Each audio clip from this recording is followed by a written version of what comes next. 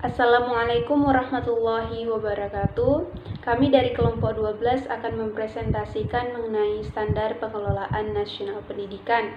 Sebelumnya saya akan memperkenalkan diri dan anggota kelompok saya. Saya Teti Uhrawi sebagai moderator sekaligus pemateri terakhir, dan pemateri pertama akan dibawakan oleh Saudari Salsabila Rehananda Aksan, dan pemateri kedua akan dibawakan oleh Saudari Andi Nurasisatul Musyaina. Poin A yaitu Undang-Undang Standar Pengelolaan. Peraturan Menteri Pendidikan Nasional Republik Indonesia Nomor 19 Tahun 2007 tentang standar pengelolaan pendidikan oleh Satuan Pendidikan Dasar dan Menengah. Dengan rahmat Tuhan Yang Maha Esa, Menteri Pendidikan Nasional menimbang bahwa dalam rangka melaksanakan Peraturan Pemerintah Nomor 19 Tahun 2005 tentang Standar Peraturan Menteri Pendidikan Nasional tentang Standar Pengelolaan oleh Satuan Pendidikan Dasar dan Menengah, mengingat Undang-Undang Nomor 20 Tahun 2003 tentang Sistem Pendidikan Nasional Lembaran Negara Republik Indonesia Tahun 2003 Nomor 78, tambahan Lembaran Negara Republik Indonesia. Hal ini juga terdapat dalam Peraturan Pemerintah Nomor 19 Tahun 2005, Peraturan Presiden Tahun 2005, dan Keputusan Presiden Republik Indonesia Nomor 187/M Tahun 2004. Memutuskan dan menetapkan Peraturan Menteri Pendidikan Nasional Republik Indonesia tentang Standar Pengelolaan Pendidikan oleh Satuan Pendidikan Dasar dan Menengah.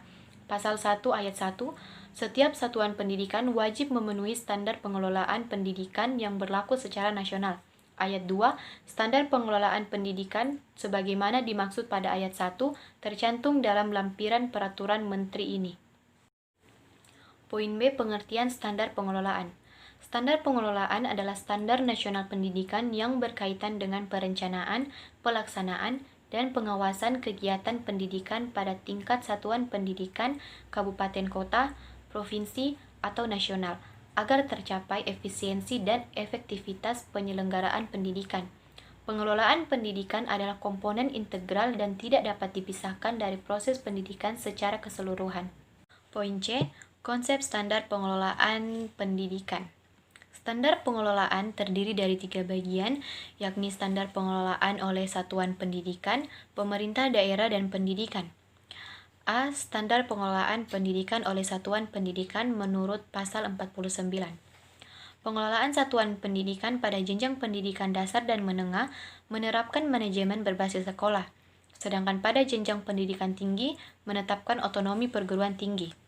B. Standar pengelolaan oleh pemerintah daerah. Pasal 59 ayat 1, pemerintah daerah menyusun rencana kerja tahunan bidang pendidikan yang memprioritaskan program wajib belajar, peningkatan angka, partisipasi pada jenjang menengah, penuntasan pemberantasan buta aksara, penjaminan mutu satuan pendidikan, peningkatan relevasi pendidikan terhadap kebutuhan masyarakat, dan pemenuhan standar pelayanan minimal pendidikan. C. Standar pengelolaan oleh pemerintah. Menurut Pasal 60, pemerintah menyusun rencana kerja tahunan bidang pendidikan dengan memprioritaskan program wajib belajar, peningkatan angka partisipasi pendidikan untuk jenjang menengah dan tinggi, penuntasan pemberantasan buta aksara, penjaminan mutu satuan pendidikan, baik yang diselenggarakan oleh pemerintah maupun masyarakat. D. Fungsi standar pengelolaan nasional pendidikan. Fungsi dari pengelolaan pendidikan mengikuti pada fungsi-fungsi manajemen atau administrasi pada umumnya, yaitu meliputi perencanaan, pengorganisasian, pengarahan, pengawasan, dan pengembangan. 1. Perencanaan atau planning. Perencanaan adalah penentuan serangkaian tindakan untuk mencapai suatu hasil yang diinginkan. Pembatasan yang terakhir merumuskan perencanaan merupakan penetapan pada tindakan apa yang harus dilakukan, apakah sebab tindakan itu harus dikerjakan, di manakah tindakan itu harus dikerjakan, kapankah tindakan itu harus dikerjakan, siapakah yang akan mengerjakan tindakan itu, bagaimanakah cara melaksanakan tindakan itu. 2. Pengorganisasian atau organizing. Organisasi adalah 2 orang atau lebih yang bekerja sama dalam cara yang terstruktur untuk mencapai sasaran spesifik atau sejumlah sasaran.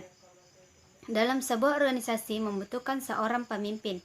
Pekerjaan pemimpin meliputi beberapa kegiatan, yaitu mengambil keputusan, mengadakan komunikasi agar ada saling pengertian antara atasan dan bawahan, memberikan semangat, inspirasi, dan dorongan kepada bawahan agar supaya mereka melaksanakan apa yang diperintahkan. 3. Pengarahan atau directing. Pengarahan adalah fungsi pengelolaan yang berhubungan dengan usaha memberikan bimbingan, saran, perintah-perintah atau instruksi kepada bawahan dalam melaksanakan tugas masing-masing, agar tugas dapat dilaksanakan dengan baik dan benar-benar tertuju pada tujuan yang telah ditetapkan semula. 4. Pengawasan atau controlling. Pengawasan adalah fungsi pengelolaan yang berhubungan dengan usaha pemantauan kinerja agar supaya kinerja tersebut terarah dan tidak melenceng dari aturan yang sudah ditetapkan, dan pemantauan berfungsi sebagai media agar kinerja tersebut terarah dan tersampaikan secara tepat. 5. Pengembangan. Pengembangan adalah fungsi pengelolaan yang harus dijadikan tolak ukur keberhasilan suatu pengelolaan. Dengan adanya pengembangan pengelolaan dan akan berjalan sesuai dan melebihi target yang akan diperoleh. Peraturan Menteri Pendidikan Nasional Nomor 19 Tahun 2007 Standar Pengelolaan Pendidikan oleh Satuan Pendidikan Dasar dan Menengah. A. Perencanaan program. 1. Visi sekolah atau madrasah. Sekolah atau madrasah merumuskan dan menetapkan visi serta pengembangannya. 1. Dijadikan sebagai cita-cita bersama. 2. Mampu memberikan inspirasi, motivasi, dan kekuatan. 3. Dirumuskan berdasarkan masukan dari warga sekolah dan pihak-pihak berkepentingan selaras dengan visi institusi di atasnya serta visi pendidikan nasional. 4. Diputuskan oleh rapat Dewan Pendidik. 5. Disosialisasikan kepada warga sekolah. 6. Ditinjau dan dirumuskan kembali secara berskala. 2. Misi sekolah atau madrasah. Sekolah atau madrasah merumuskan dan menetapkan misi serta pengembangannya. 1. Memberikan arah dalam mewujudkan visi. 2. Merupakan tujuan yang akan dicapai. 3. Menjadi dasar program pokok. 4. Menekankan pada kualitas layanan. 5. Membuat pernyataan umum dan khusus. 6. Memberikan keluasan dan ruang gerak pengembangan kegiatan satuan-satuan unit. 7. Dirumuskan berdasarkan masukan dari segenap pihak yang berkepentingan. 8. Disosialisasikan. 9. Ditinjau dan dirumuskan kembali secara berskala. 3. Rencana kerja sekolah atau madrasah membuat 1. Rencana kerja jangka menengah yang menggambarkan tujuan yang akan dicapai dalam kurun waktu 4 tahun yang berkaitan dengan mutu lulusan yang ingin dicapai dan perbaikan komponen yang mendukung peningkatan mutu lulusan. 2. Rencana kerja tahunan yang dinyatakan dalam rencana kegiatan dan anggaran. B. Pelaksanaan rencana kerja. A. Kegiatan sekolah atau madrasah. 1. Dilaksanakan berdasarkan rencana kerja tahunan. 2. Dilaksanakan oleh penanggung jawab kegiatan yang didasarkan pada ketersediaan sumber daya yang ada. B. Pelaksanaan kegiatan sekolah atau madrasah yang tidak sesuai dengan rencana yang sudah ditetapkan perlu mendapat persetujuan melalui rapat Dewan Pendidik. C. Kepala sekolah atau madrasah mempertanggungjawabkan pelaksanaan pengelolaan bidang akademik pada rapat Dewan.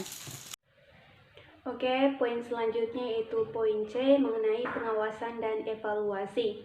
Yang pertama yaitu program pengawasan dibagi menjadi 12 bagian. Yang pertama yaitu sekolah atau madrasah menyusun program pengawasan secara objektif, bertanggung jawab, dan berkelanjutan.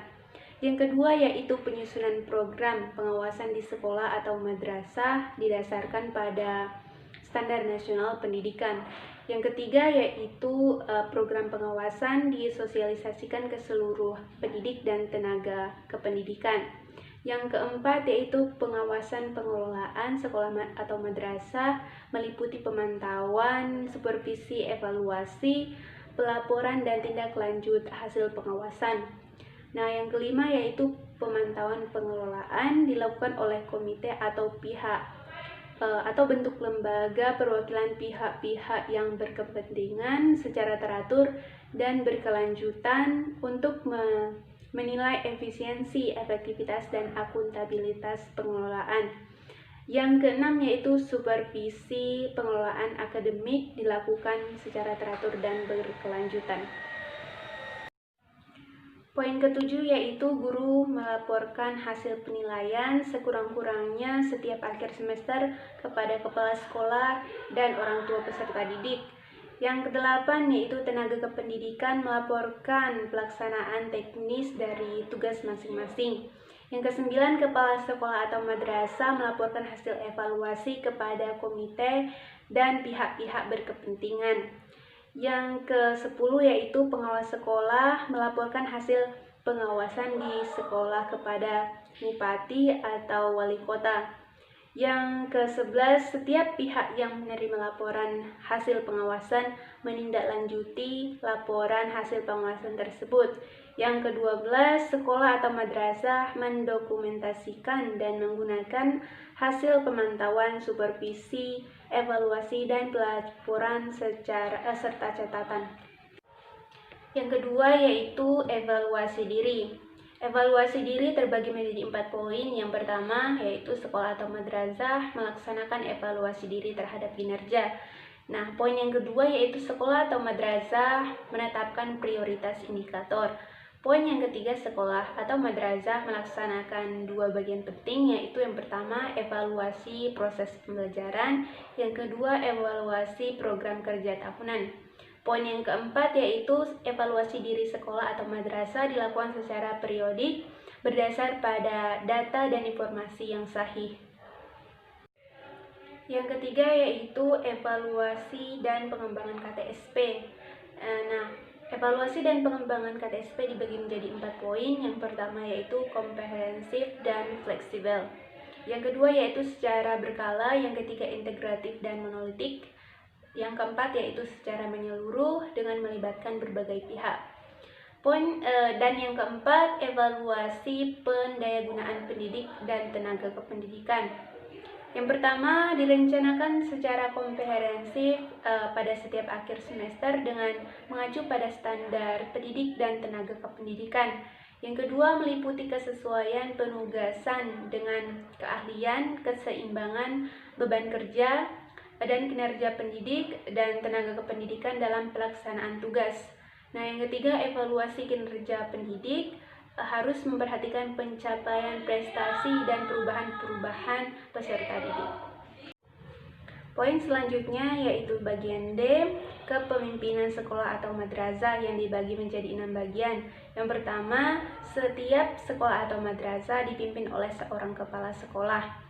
Yang kedua, kriteria menjadi kepala dan wakil sekolah atau madrasah berdasarkan ketentuan dalam standar pendidik dan tenaga kependidikan. Yang ketiga, kepala SMP atau MTS minimal oleh 1 orang wali. Dan yang keempat, kepala sekolah SMA atau MA minimal oleh 3 orang wali. Dan yang kelima, wakil dipilih oleh Dewan Pendidik dan proses pengangkatan serta keputusannya dilaporkan secara tertulis oleh kepala sekolah atau madrasah kepada institusi di atasnya. Nah, yang keenam, kepala dan wakil sekolah atau madrasah memiliki kemampuan kepemimpinan. Selanjutnya, bagian E, sistem informasi manajemen. Yang pertama, sekolah atau madrasah pertama mengelola sistem informasi manajemen yang memadai. Yang kedua, menyediakan fasilitas informasi. Yang ketiga, menugaskan seorang guru atau tenaga kependidikan untuk melayani permintaan informasi ataupun pemberian informasi. Yang keempat, melaporkan data informasi yang telah terdokumentasikan. Yang kedua, komunikasi antar warga sekolah atau madrasah di lingkungan dilaksanakan secara efisien dan efektif. Selanjutnya bagian F, penilaian khusus. Keberadaan sekolah atau madrasah yang pengelolaannya tidak memacu kepada standar nasional pendidikan dan dapat memperoleh pengakuan dari pemerintah atas dasar rekomendasi BNSP. Sekian dari hasil presentasi kelompok kami. Saya mewakili kelompok saya meminta maaf atas setiap kekurangan dalam presentasi kami. Terima kasih atas segala perhatiannya. Wassalamualaikum warahmatullahi wabarakatuh.